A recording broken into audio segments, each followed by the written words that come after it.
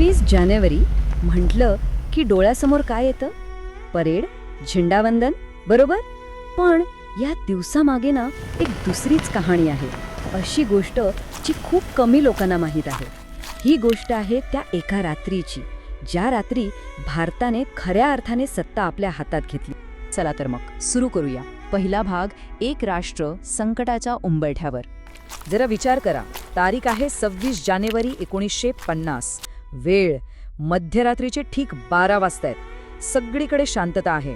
रस्त्यांवर चिटपाखरू नाही, कसला गोंधळ नाही, काही नाही. वरवर पाहता सगळे शांत दिसतंय. पण याच शांततेच्या आड भारत नावाचा देश कोसळण्याच्या अगदी काठावर उभा होता. आपल्या सगळ्यांना काय वाटतं की भारताला स्वातंत्र्य मिळालं 1947 साली, गोष्ट संपली.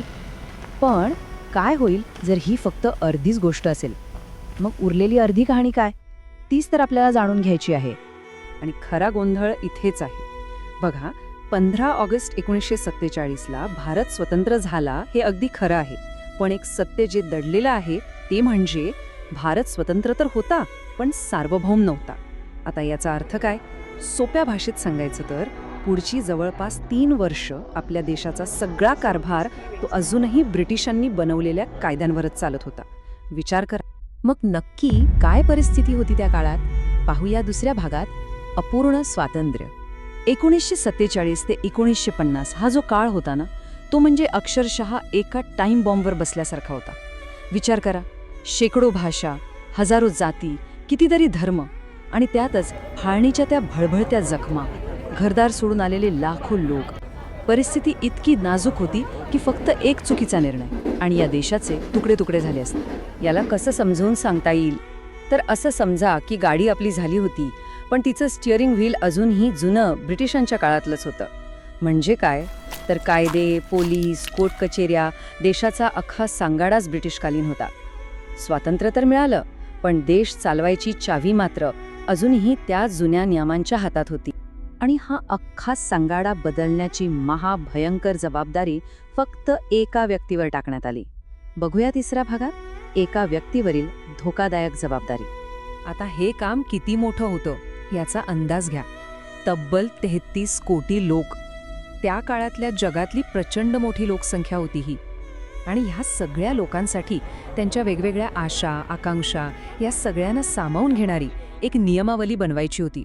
सोपं नव्हतं हे. आणि भारतीय इतिहासातलं हे सर्वात अवघड, सर्वात जोखमीचं काम ज्यांच्या खांद्यावर आलं ते होते डॉक्टर बाबासाहेब आंबेडकर.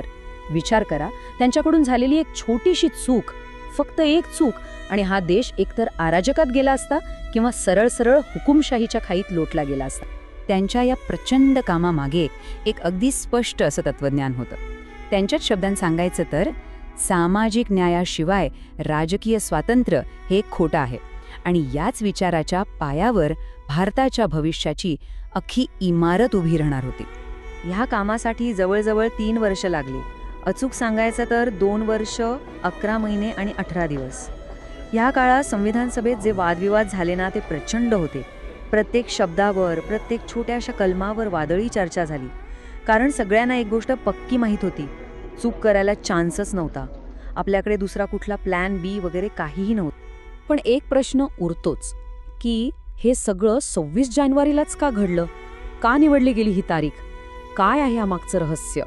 पाहूया चौथ्या भागात, भूतकाळातील एक वचन. या तारखेची गोष्ट सुरू होते 20 वर्ष मागे 1930 साली. तेव्हा एक वचन दिलं गेलं होतं, पूर्ण स्वराज्याचं वचन. आणि बरोबर 20 वर्षांनी 1950 साली ते वचन पूर्ण करण्याची वेळ आली होती. आता हे पूर्ण स्वराज्य म्हणजे नेमकं काय? हे काही वरवरचं प्रतिकात्मक स्वातंत्र्य नव्हतं किंवा अर्धवट कंट्रोल पण नव्हता. नाही, पूर्ण स्वराज्य म्हणजे आपल्या भविष्यावर, आपल्या नशिबावर आपला आणि फक्त आपलाच पूर्ण अधिकार. 20 वर्षापूर्वी पाहिलेलं हे स्वप्न ते आता खरं होणार होतं. आणि हे स्वप्न साकार करतानाच भारताने एक असं पाऊल उचललं जे अक्षरशः क्रांतिकारक होतं. येऊया 5व्या भागाकडे, जनताच सार्वभौम झाली. हे संविधान लागू करताना भारताने एक असा निर्णय घेतला जो इतका धाडसी होता, इतका क्रांतिकारक होता की त्या काळातल्या अनेकांना तो भीतीदायक आणि अगदी अविश्वसनीय वाटला होता. आणि तो निर्णय होता की या देशाची अंतिम सत्ता म्हणजे फायनल पॉवर ती कोणा एका राजाच्या, नेत्याच्या किंवा गटाच्या हातात नसेल, तर ती असेल थेट लोकांच्या हातात, सामान्य माणसाच्या हातात. जनताच सार्वभौम आहे हा विचारच त्या काळातला सर्वात मोठा धमाका होता. आणि याचे परिणाम काय झाले? तर बघा, एका गरीब शेतकऱ्याच्या मताची किंमत आणि एका श्रीमंत उद्योगपतीच्या मताची किंमत सारखी झाली. एका महिलेच्या आवाजाला पुरुषाच्या आवाजाची बरोबरी मिळाली. आणि सगळ्यात महत्त्वाचं, एका दलिताच्या हक्कांचं रक्षण अगदी बहुसंख्याकांपासून सुद्धा करण्याची हमी देण्यात आली. हे खूप मोठं होतं. ठीक आहे, हे सगळं झालं इतिहासात. पण या स्वातंत्र्याचा आणि या सत्तेचा आज आपल्यासाठी काय अर्थ आहे? हाच आहे आपला 6वा आणि शेवटचा भाग, स्वातंत्र्य, सत्ता आणि विस्मरण. आज जे हक्क आपण अगदी सहजपणे वापरतो ते कुठून आलेत? ते त्याच एका रात्री घेतलेल्या निर्णयामुळे आपल्यापर्यंत पोहोचले आहेत.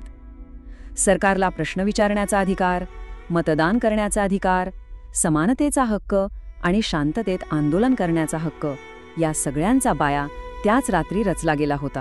आणि म्हणूनच आज खरा धोका बाहेरच्या कुठल्या संकटाचा नाहीये. खरा धोका आहे आतला, विसरण्याचा धोका.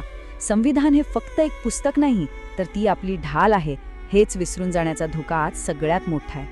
म्हणजे सगळं सार एका वाक्यात सांगायचं झालं तर हे आहे अंतिम सत्य. 15 ऑगस्टने भारताला स्वातंत्र्य दिलं, पण 26 जानेवारीने इथल्या लोकांना म्हणजे भारतीयांना सत्ता दिली.